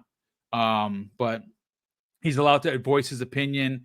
I found it very disingenuous of him personally when he started slumming with some of the people he used to call names in the PlayStation community, some of the worst of the worst. And that's when I had to stop, because at that point, again, he's entitled to his opinion. Tim Dog, again, I have his phone number and we used to talk on a regular basis, but since he's, gone on these unbelievable rants, I can't get down like that. I'm not the negativity guy. I'm the positivity guy. And maybe you don't agree with me. Maybe you don't like me because of my mohawk, because I'm an ex-cop, whatever you want to have a distaste for me. That's fine. But at least I speak truth, and I'm entitled to my opinion, and I didn't like his behavior. Is he a part of the Xbox community? Most Xbox guys will say no. Is he a part of the community as a whole? Sure he is. He's a human. He goes on social media. He does his thing. I just choose not to engage. And if you don't want negativity, then I would disengage there. If you want positivity, then you got to find people in the community that you enjoy listening to their content. Thank you, Jay. Super appreciate that. And again, no hate towards Tim. He's entitled to his opinion. I just don't like the way he's done a lot of his business, to be quite honest with you, coming from a positive thinking kind of a gamer. But that, again, that's just my personal opinion on it. So I have it queued, gentlemen, and I want to bring it up. Again, I'm going to do a screen share here. Let me just do that real quick.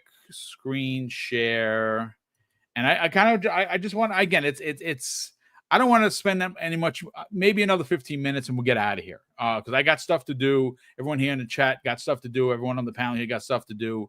But I do want to at least have the conversation because I think there is something here. So let me just close. Let me just add that. Let me just change some things. Give me a second, folks. Okay, so I'm going to put that there. Here we go. Let me just start this. And the love for gaming, if I think about it, right, we chose the secular growth category in entertainment, which we think is gaming, and said, let's double down on it. And it's been a passion for Microsoft ever since. In fact, I think Flight Simulator launched before Windows or Office even.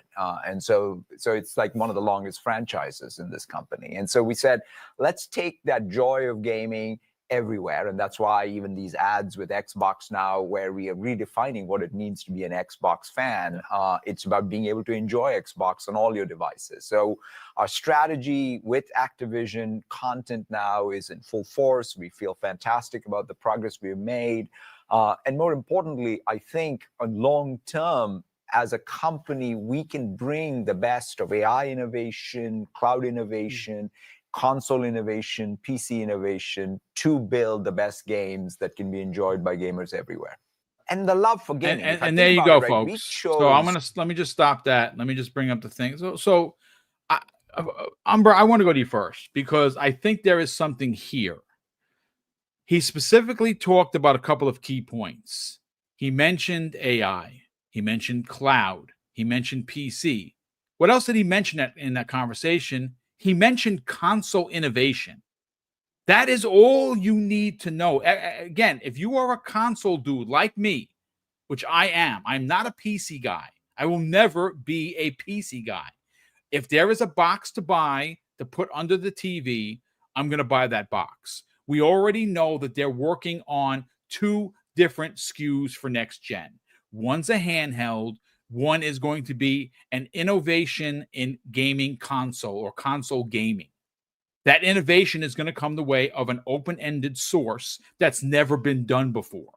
You're going to be able to take your Xbox and it is going to start up and play like an Xbox, but you're going to have the ability, based on the rumors and the conversation, that you're going to be able to play your games from Steam, your games from the Epic Game Store, and your entire Xbox library. It's an open-ended platform. It's never been done before in modern gaming. Xbox is taking that next step. Satya Nadella literally just said that live on the air, along with cloud, along with AI and PC. He mentioned console gaming before PC. Console gaming is not going anywhere for the next decade. I can't say what happens afterwards, but I can say that look to 2026 for a 2 SKU launch, one of which is going to be the handheld, which I thought was going to be next year, and unfortunately it's not.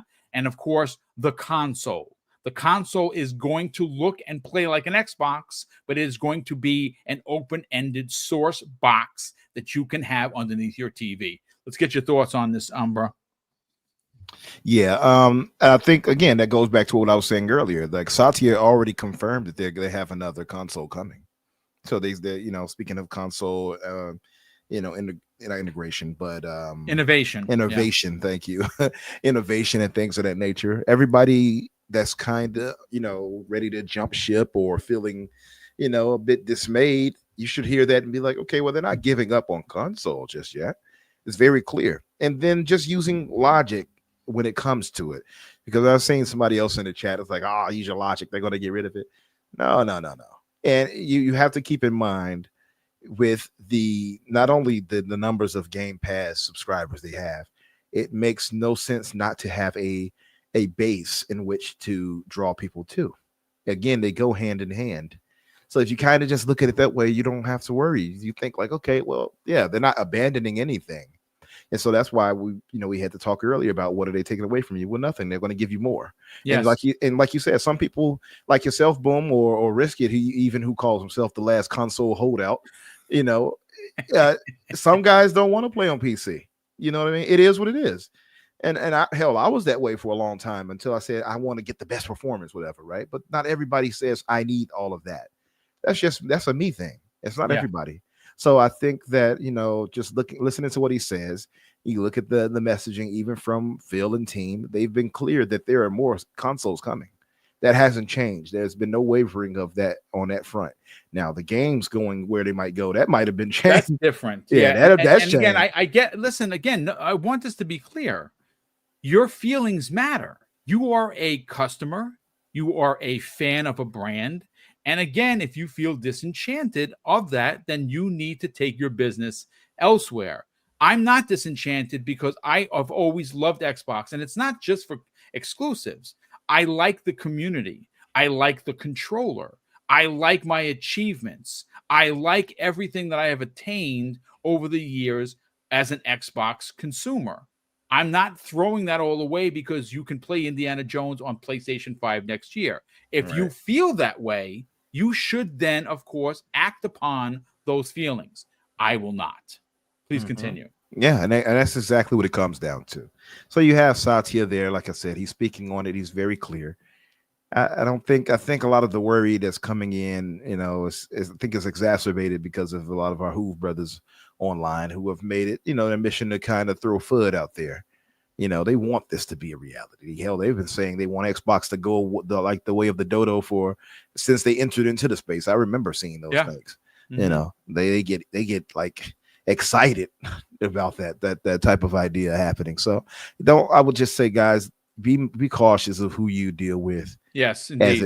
As it pertains to online, like the stuff they'll rot your brain. They'll start having you feeling away, and you're arguing with them, and you don't even realize that it's edged its way into your mind, and you're thinking, well, is this hooligan right? Are they going to take away my Xbox? And it's really not the case. Like again, that's for at least for the short term. I don't know how they're going to go in the distant future, but I would say we're pretty safe for the near future as far as consoles go. And if they have one coming for next gen, of course, that's going to last for a good 7, maybe 8 years. You got to keep that in mind. Yep. So, depending on how I get you into 2030. Think about that for a second. Mm-hmm. Next gen, hypothetically, it starts for Xbox in 2026. 6, 7, 8 years of that console, which of course, again, is going to be an innovation in console gaming. Maybe it gets you 10 years, but let's just be fair. Let's say 7. Mm-hmm. That gets you into 2033. Yeah. I mean, what? Last time I checked, we're still in 2024. You know what I'm saying? So I don't know. I like what you're putting down. Real quick, I want to address the Duck of Death. Now, I don't know if he's being facetious or trying to be funny here.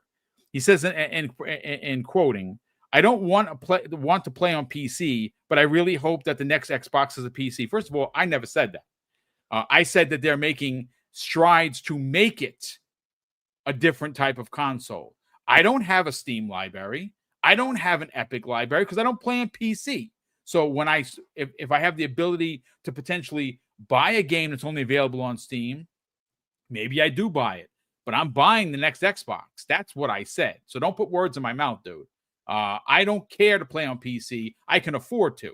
I can buy a 4090 rig today. I don't want that kind of gaming because it's a pain in the ass. I want to press the power button on my controller. It pops up on my TV and I go. That's how I enjoy playing games. If you don't, that's up to you. But don't put words in my mouth. First of all, the Elusive Gamer, let's get your thoughts on the interview. Again, it's not. I think it may not be long in regards to listening to somebody for 20 minutes. But he said, in my opinion, everything he needed to say that tells me console gaming is a part of Microsoft and Xbox moving forward. Let's get your thoughts. It's funny because about a year ago, there was an interview where Satya Nadella was talking about how they should be able to have competition against PlayStation. And you can take what he said and thought, okay, that means every game is going everywhere. They're going to put it on the Ouya even, and people will run with that. And the truth is, he said a lot of things, and he also said nothing at the same time. We all know Xbox devices are all interconnected. If you play games on a PC, you could probably play them on an Xbox, and have your save go back and forth and all that stuff. Your progress goes and all that stuff, and like. At Microsoft, they've been really aggressive with advertising cloud. There's the whole Samsung TV thing.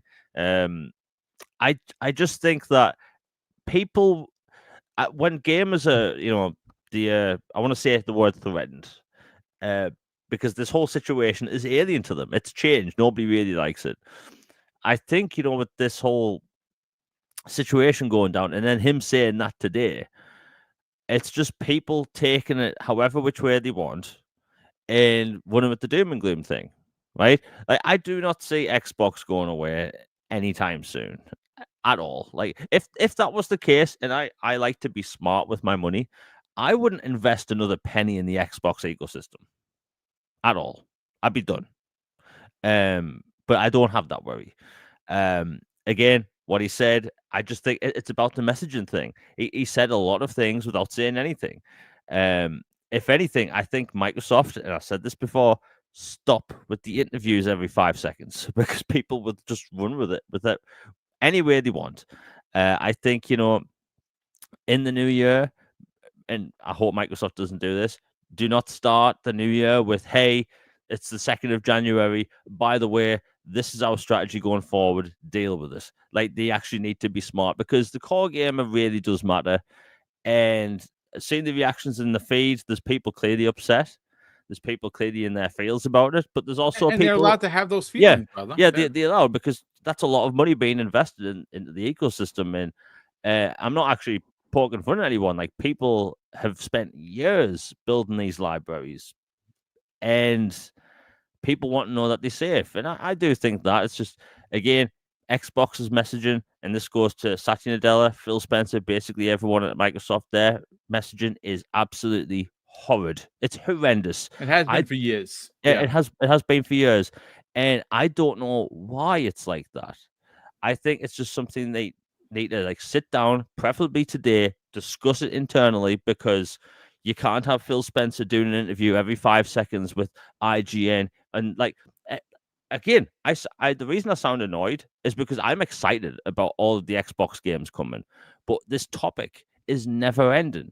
With Xbox talking all the time, and all the executives talking all the time, this is a never ending topic. Remember when the ABK deal popped off, and how every single week it was ABK, FTC, ABC, random bunch of letters, and everyone was getting tired of the Activision news, right? Everyone was getting tired of it. And then as soon as that went through, all these constant, like, persistent stories that we had all the time just went away. And now the persistent story we have is Xbox going multi-platform, or more multi-platform games. And I just think Xbox is in a weird place when it comes to games, which is the main thing that matters. It's exciting with all the stuff that's coming. I just think, messaging it needs to be solved. Listen, it's their Achilles heel. There's no doubt about it. Real quick, Jesse P says something like 70% of all Game Pass subscribers are on console. If they abandon the console, they'd be abandoning Game Pass, and therefore abandoning billions of dollars in recurring revenue. Use your critical thinking skills. And there you go. That's it right there. That tells you all you need to know about consoles going away. Smokey, shout out to you, brother. Thanks for being here. He says PC gaming is expensive and inconvenient. Not for me. And I'm right there with you. That's why I don't have a PC outside of what you see. Well, you don't really see it. I see it. What runs this show. It's an all-in-one. And it does a lot of bells and whistles. But you know something? It's all I want, and actually all I need to make sure that my content comes out 5 days a week. I cut it up for video. I do all the things I have to do in front of the camera. And hopefully you folks hit the like button and enjoy the conversation that we just had. And again, we went a little bit longer than normal, but this was a very packed and thought-provoking show. I want to thank all of the super chats that came in. Thank you very much for supporting the channel, both through those super chats and channel membership. I want to thank Jamie and, of course, Infinite Umber for being here. And I want to thank the well over 750 people watching live across Twitch, across X, and across YouTube. We truly appreciate it as we are continuing to grow and trying to get to the mythical 16,000 subscribers. We will hit that hopefully early in 2025. So let's get everyone out of here. We'll start first with Infinite Umbra. Brother, sell the brand of the fix Thursdays. Every Thursday with Danny McGee, 8 p.m. Eastern Standard Time. You, him, and sometimes you got a couple of guests in there, like Pixelbit G, good friend of this program, to talk about gaming. I would imagine that there's going to be a running conversation of everything that has happened over the weekend with Sony and potentially even Spider-Man. Spider-Man is rumored, thanks to My Time to Shine. Hello, and if you don't know who she is, a major source leaker in the trades community. Sony is hurting so bad with Sony Pictures, they are considering selling back the Spider-Man license to Marvel and to Disney. That would be massive because, of course, Kraven the Hunter came out and flopped bad. I don't know how they didn't see that was going to happen. Yeah. Like they had to know that was going to happen. Dude, I don't know. All I can say is that the money people aren't watching the money people, because that made $14.2 million domestically for box office opening here in the States. What was the budget? $150 million. So they took a bath on that. And mind you, that's 150 development because they had to do 4 rounds of reshoots. I bet you don't know. See, again, that's the other thing, folks. I swim in the waters of the trades. I don't talk about it on the shows because that's part of my private life, because I really enjoy film. I thought about starting a film podcast with the MCU and DC, because James Gunn is now running DC. I just don't have the time. I was going to do it on Wednesdays, and I realized, boom, he has, he's unveiling the Superman trailer Thursday. Yes, he is. That's right. Again, a big part of what the show that you do, yes, sir, is obviously you don't just talk about video games, you talk about pop culture, and obviously the MCU, the DCU, anime, everything. Let's sell the brand, brother. Tell everyone they can tune in, subscribe, and check you and Daniel McGee out each and every week, and more importantly, follow you, kind sir, on social media. Yes, indeed. Boom. Thank you for doing your thing always, brother, and holding us down as far as creators and, and gifting us the platform. Jamie, all love to you, brother. I'm glad you're feeling better. Myself, I'm getting there. I could hit a tune. Do, do, do, do, do. I'm getting there. Yeah, you sound good, brother. You sound back to normal. I'm almost there. Just a little cough or two away, and I'll be right there. As far as this show this week, well, I guess where you can find me, Infinite Umber or Umber Infinite. You'll find me either way on Twitter and Blue Sky, of course. I say Blue Sky because I wanted to kind of do better, because I don't think Twitter deserves it anymore. It's got too crazy, but I'll be damned if I be on Blue Sky. I don't. I have I'm so sorry, and I apologize to everyone that reaches out to me. Like it's hard doing the shows. Mind you, and again, I make no excuses. I have time. It's just that my mind can only take one social media platform at a time. Yeah, like it's too much. It's a lot. I know some people that are on all 3 of them. I'm like, my God, how do you do it? I don't have the bandwidth for that, folks. I just don't. Yeah. Listen, I'll just take your toxic jabs and jab you back. That's what I'll do.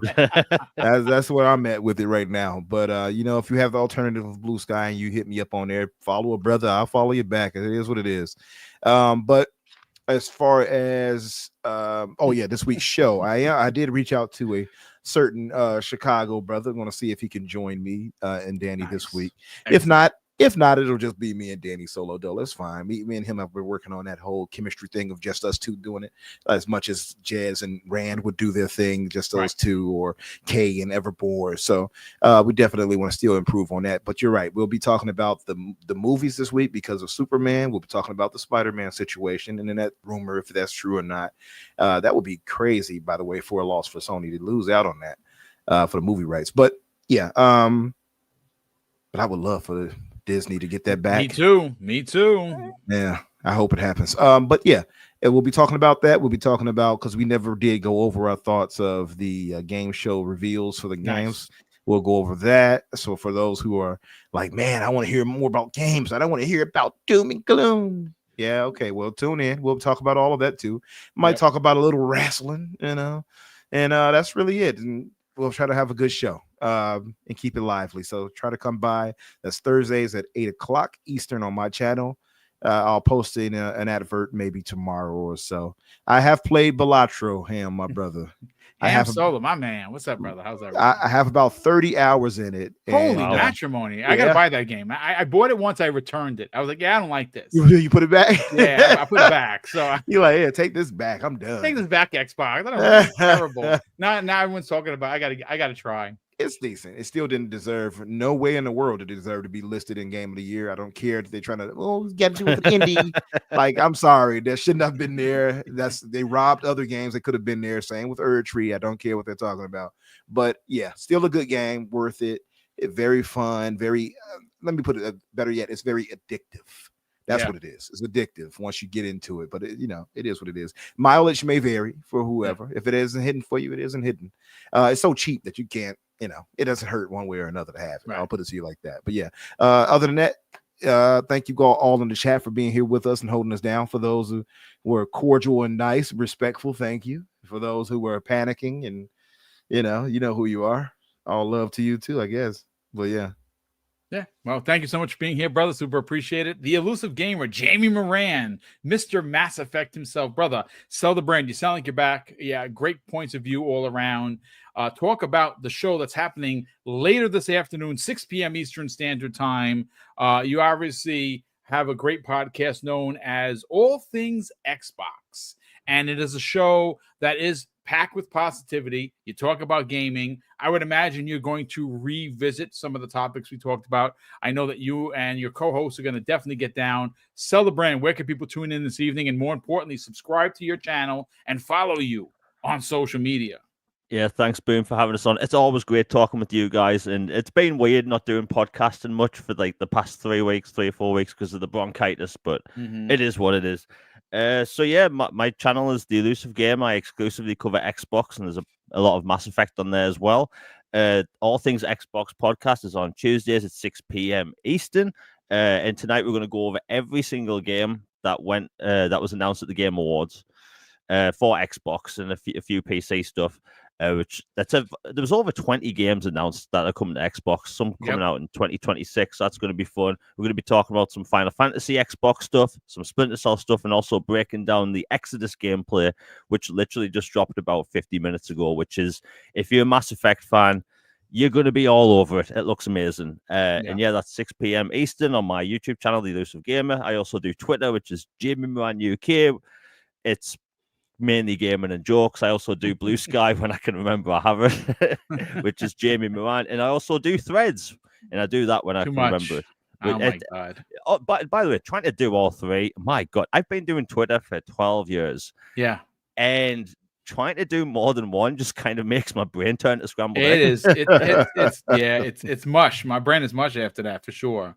Yeah. But yeah, that's my social media and YouTube stuff. It's going to be fun. Well, thank you so much for being here. Yes, sir. You had 2 super chats come through. Let me get them. Thank you so much for the okay. So Day Reezy, what's up, Day? How's everything, brother? Thank you so much for the very generous $5 super chat, and says, I am a Satya Nadella whisperer. Short translation for anyone that doesn't understand. He's basically saying, I like money and I want more of it. I love it. That's good stuff. Pretty much. Yeah. I mean, listen, he's again. I get it. We all lead by emotion. There's nothing wrong with that. But just take a breath and look at the common sense of it all. They're not going to abandon console because they're not going to abandon the potential of billions of dollars they're going to lose to try and shift those 30 plus million people over to PlayStation, Nintendo, or PC. The console is going to exist because there's a consumer base like me who will buy it. Not everybody wants to play on PC because of the means, because of the know-how, because of the affordability, because of the knowing how to put your PC together. Nobody wants to do that. I don't want to do that. There are more me out there than you possibly could imagine.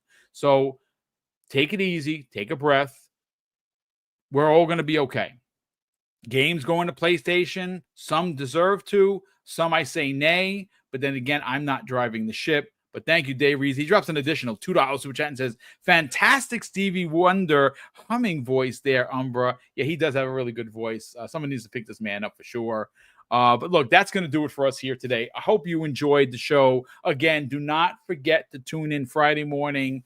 All you have to do to win one of 14 prizes is simply be in the chat. If you're in the chat and you put the hashtag in, we let the picker here on StreamYards do the picking. I don't pick it. It literally, you put the hashtag in, it starts tallying all of them up, and I just press search, and it literally does the picking of the winners.